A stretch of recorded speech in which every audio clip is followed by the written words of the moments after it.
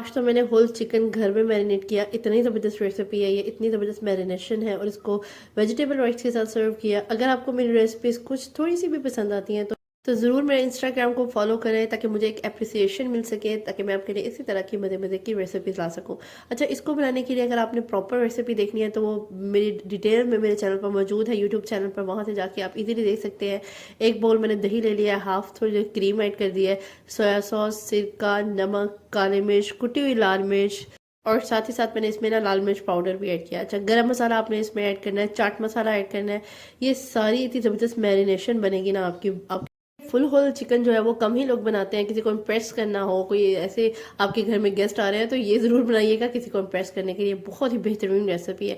अच्छा, इतनी easy recipe है, हर स्टेप बाय स्टेप मैंने आपको बताई हुई है। अच्छा, ये मैंने ना हाफ एन आवर तक ना होल चिकन को ना पानी डिप कर दिया था इसमें, और साथ ही साथ ना हाफ कप, छोटा वाला हाफ कप जो है ना वो मैंने सिरका ऐड कर दिया था। अच्छा, आपने देखा होगा ब्लड ब्लड सा निकल गया, सारी इम्प्योरिटीज जो आपके होल चिकन में थी, जो भी गंदगी थी वो सारी निकल गई है। वो तो आपको ना पानी देखने से ही अंदाजा हो गया होगा था कि बिल्कुल चिकन इस तरह से ना साफ हो जाता है। ये बेहतरीन हैक है आपका चिकन साफ करने का।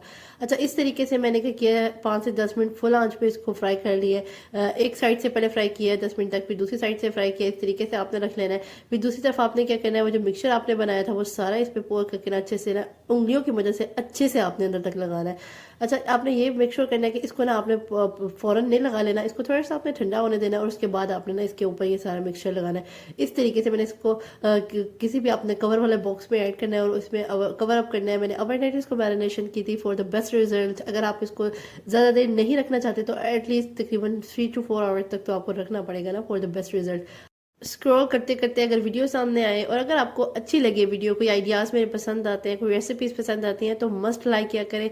मुझे मोटिवेशन मिलेगी इससे, आपकी एक लाइक से मुझे बहुत ज़्यादा मोटिवेशन मिलेगी। अच्छा, ये मैंने क्या किया, 2 बड़े वाले ग्लास मैंने पानी ऐड किया था, बड़ा सा एक बर्तन ले लिया था जिसमें मैंने इसको ना स्टीम देनी है। अगर आपको स्टीमर नहीं है, you can use this steamer, homemade steamer. अच्छा, इसमें मैंने पानी ऐड करने के बाद इसमें थोड़े से ना खड़े मसाले ऐड किए हैं, जिसमें ज़ीरा है, दालचीनी आपने डाली है, 2 लेमन कट करके मैंने हाफ करके डाल दिया, और साथ की वाली ब्लैक कलर की वो जो नहीं होती इलायची, वो मैंने डाल दी है जो गरम मसाले में होती है। अच्छा, इस तरीके से मैंने फॉइल पेपर ले लिया, उस पर थोड़े से कट्स लगाए ताकि स्टीम प्रॉपरली ऊपर आ सके, और साथ ही साथ मैंने चिकन रख दिया। अच्छा, ज़्यादा मसाला नहीं आपने ऐड कर देना, वरना ना नीचे से आपका फॉइल पेपर जो है ना, जो भी आपने रखा है, ये बटर पेपर सॉरी, वो फट जाएगा।